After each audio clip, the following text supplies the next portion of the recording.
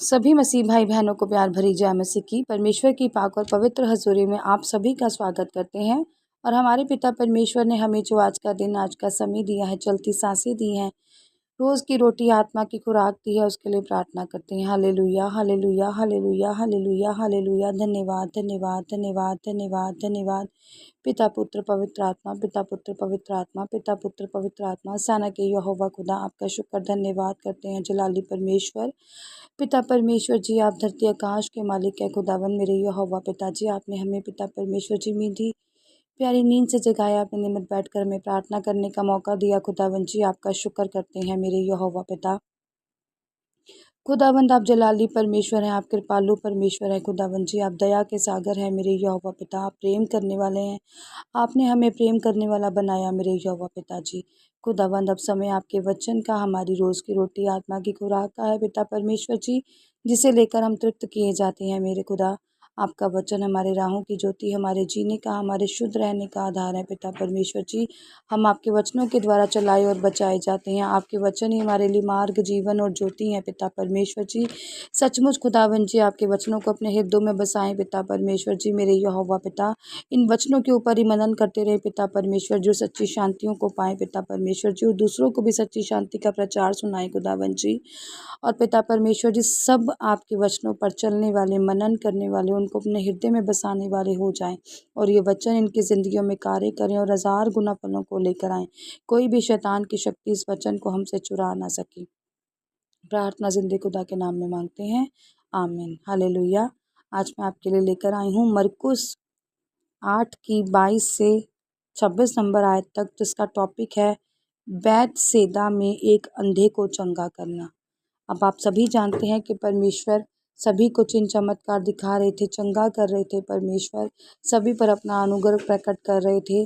तो एक बैतसैदा के एक शहर में अंधे को लेकर आया गया, और एक अंधे को परमेश्वर ने चंगाई दी। जानते हैं, वह बैतसैदा में आए और लोग एक अंधे को उसके पास ले आए और उससे विनती की कि इसको छुए।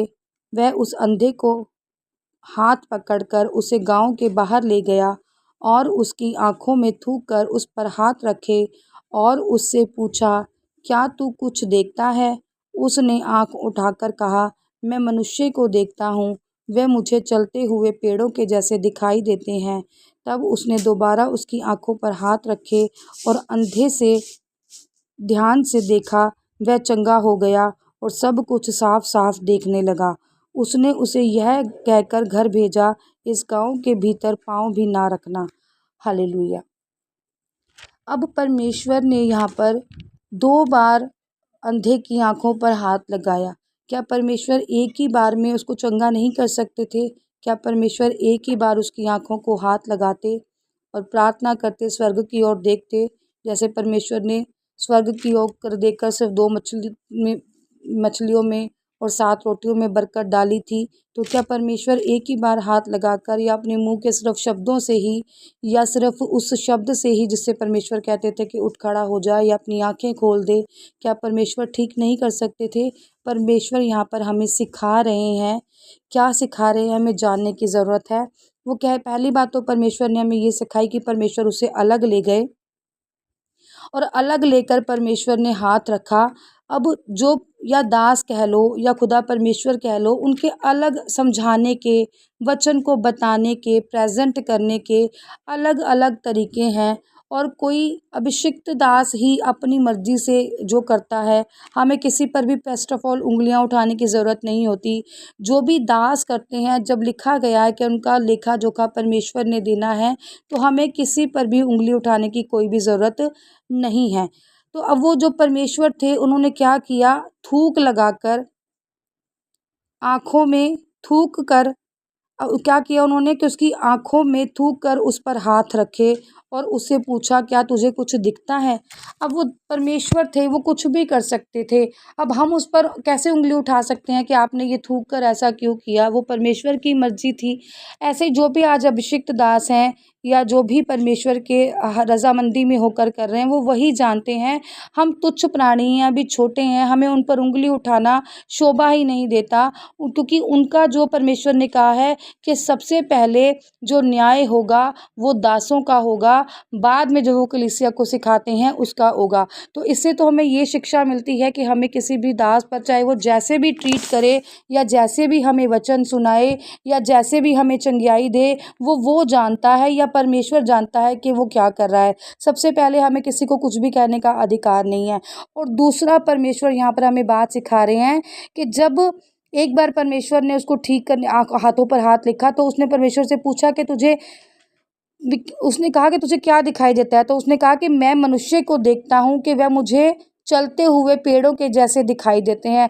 मतलब कि वो क्या था, जैसे कि कई सिस्टर्स, कई बहनें, कई लोग ऐसे कह देते हैं कि सिर्फ परमेश्वर के पास चंगियाई लेने के लिए कुछ लोग जाते हैं। कोई कहता है कि मैं अंधा हूँ तो मेरी आंखें आ जाएं, कोई कहता है मैं लंगड़ा हूँ तो मैं चलने लगूँ। शिफा और छुटकारा पाने के लिए ही परमेश्वर के पास जाते हैं, कि हमें शिफा और छुटकारा मिल जाए। हमारी जो कमियां हैं वो निकालने के लिए नहीं जाते, अपना अंदर आत्मा साफ करने के लिए नहीं जाते, कुछ सीखने के लिए नहीं जाते, बस चिन्ह चमत्कारों को देखकर और प्रभु यीशु मसीह के पीछे हो लेते हैं और कुछ टाइम तक बने रहते हैं और फिर उनसे क्या हो जाते हैं, पीछे मुड़ जाते हैं। तो ऐसा ही इस वचन में वो बता रहे हैं कि सिर्फ शिफा और छुटकारे के लिए या अपने शरीर की तंदुरुस्ती के लिए अपना स्वार्थ लेकर ही परमेश्वर तक न सीमित रहो, बल्कि अपनी, जब आपको चंगियाई मिल जाए तो उस पर पूरी तरह से विश्वास रखो और गवाहियाँ दो और चार लोगों को बताओ कि परमेश्वर सिर्फ शरीर की चंगियाई नहीं बल्कि आत्मा की चंगियाई भी देता है। और जब आपको एक चंगियाई परमेश्वर से मिल जाती है, या आप चंगे हो जाते हैं, या आपके रोगों से दूर हो जाते हैं, या कहें कि आप पुराने हो जाते हैं मसीहियत में, फिर आपका विश्वास सिर्फ चंगियाई लेने तक का नहीं बल्कि अपनी आत्मा को, अपने दिल को, अपने हृदय को भी साफ रखकर परमेश्वर में बने रहने की ज़रूरत होती है। तब ये बात हम पर लागू होती है कि हम सिर्फ चंगियाई को लेने परमेश्वर के पास नहीं बल्कि अपनी आत्मा को भी तृप्त करने के लिए परमेश्वर के पास जाएं। हम विश्वास में होकर विश्वास में बने रहें, बस चंगियाई को पीछे मुड़कर पीछे हटने वाले नहीं बल्कि आगे चलने वाले, और पर अपनी आत्मा को, अपने दिल को साफ करने वाले भी, और वचन को सुनने वाले भी, और वचन को अपने हृदयों में बसाने वाले भी हो जाएं। हालेलुया। और ये बात यहाँ पर साबित भी होती है। तब उसने दोबारा उसकी हाथों पर हाथ लगाकर और अंधे से ध्यान से देखा, वह चंगा हो गया और सब कुछ साफ साफ देखने लगा। तो मतलब पहले जो हम प्रभु में नहीं थे, वो हम क्या थे, अंधकार में थे। हम सिर्फ चंगियाई को पीछे भागते थे और चंगियाइयाँ मिलते ही हम पीछे हट जाते थे। मान लो जैसे कोई आज व्यभिचार में था, या कोई किसी घर में लड़ाई कलेश था, वो परमेश्वर के पास गया, किसी दास ने हाथ रखा, उसे चंगियाई मिल गई, तो बस वो परमेश्वर से पीछे हट गया और वो भूल गया परमेश्वर को। पर तो इसमें साबित क्या होता है कि जब परमेश्वर आपको चंगियाई दे देते हैं, इट मीन्स आपका जो विश्वास है वो परमेश्वर पर मजबूत हो जाता है, और फिर आप चंगियाई तक सीमित नहीं रहते बल्कि आपकी आत्मा तक को भी आप तृप्त करते हैं। फिर आप परमेश्वर में दूसरे हो जाते हैं, नए हो जाते हैं। फिर आप में ये भावना आ जाती है अब हम परमेश्वर से क्या लें, ज्ञान लें। अब हम सिर्फ चंगियाइयों तक सीमित ना रह जाएं। चंगियाई आपने एक ले ली परमेश्वर से, आपका विश्वास मजबूत हो गया। अब आपने अपनी आत्मा को मजबूत करना है, आपने अपने आप को परमेश्वर के वचनों पर मजबूत करना है, आपने सचमुच सच्ची मसीहत में मजबूत रहना है। आपने दूसरों की ठोकर का नहीं बल्कि दूसरों को प्रेम कराने वाले का साथी बनना है। आपसे दुनिया ये नहीं सीखे कि हम चंगियाई लेकर पीछे मुड़ जाएं परमेश्वर से, बल्कि आप में दुनिया देखकर मजबूत हो जाए कि भाई इसने चंगियाई पाई और इसका विश्वास बना और मेरा भी विश्वास ऐसा ही रहे। अब मैंने चंगियाई तो ले ली है, अब जो परमेश्वर के फल हैं वो भी मैं अपने अंदर बसाऊं और प्रेम, आनंद, शांति से मैं भरपूर रहूं, और मैं दूसरों को भी ऐसा बनाने वाला हो हो जाऊं। हमने मन फिराव अपनी सिर्फ चंगियाई को लेकर ही नहीं बल्कि अपनी आत्मा को लेकर भी करना है। हमने वचनों को लेकर भी करना है। हमने परमेश्वर के पवित्र भवन में सिर्फ लंगड़े चलाने, गूंगे बुलवाने तक ही सीमित नहीं रहना।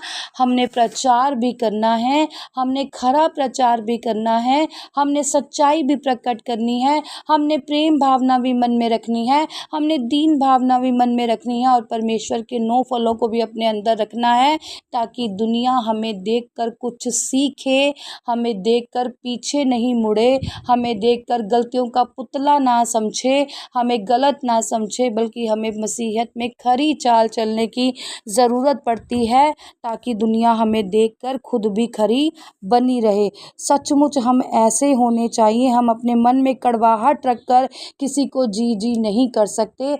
अपने मन में हम गलत फहमियाँ रखकर प्रार्थनाओं में नहीं बने रह सकते। अपने मन में अपने दास के प्रति कुड़कुड़ाहट रखकर हम अपने दास के भवन में नहीं जा सकते, उससे सच्चाई को प्रदान नहीं कर सकते। पहले हमें ये चीज़ें अपने अंदर से निकालनी होंगी और फिर हमें सही का साथ देना होगा। हालेलुया। परमेश्वर इन वचनों के आधार पर आपको आनंदित करे, ब्लेस करे और सही राह, सही दिशा पर आपको लेकर जाए। पिता परमेश्वर जी आपको ब्लेस करें, आप पर दया करें, आप पर करुणा करें। अपनी ही मर्जी को परमेश्वर आप पर पूरा करें, अपनी ही दया से परमेश्वर आपको भरें। आप में दया की भावनाएं जागृत हो जाएं, आप अच्छे हो जाएं, आप भलाई करने वाले, आप नर्मताई करने वाले और दीन रहने वाले हो जाएं। परमेश्वर आज आपकी कमियों घटियों को आपसे दूर करे, आपको प्रेम मिलाप में रखे और सचमुच आप मिलाप कराने वाले बने। कोई भी कड़वाहट आपके मन से निकले नहीं। आप सही का प्रचार करें, सही बातें एक दूसरे के बीच में लेकर आएं और जिनके भी मन में कड़वाहटें हैं उसे आप दूर करें। पिता परमेश्वर आज आपकी रखवाई करें, आपकी मदद करें। प्रार्थना यीशु नासरी के नाम में मांगते हैं। सभी को प्यार भरी जय मसीह की। आज की इस प्रार्थना सभा को सुनना आप सभी के लिए आशीष और बरकत का कारण बने। अगर आप भी सिस्टर मनप्रीत के साथ अपने परिवार की समस्याओं से संबंधित किसी भी प्रकार की बात करना या प्रार्थना करवाना चाहते हो तो इस नंबर 6280896731 पर कॉल करके या व्हाट्सएप पर मैसेज करके अपनी प्रेयर रिक्वेस्ट को लिखवा सकते हैं। प्रेयर लाइन पर कॉल करने का समय सुबह 8 बजे से शाम 8 बजे तक का है। कृपया करके सुबह 8 बजे से पहले और शाम 8 बजे के बाद कॉल ना करें। धन्यवाद। सभी को प्यार भरी जय मसीह की।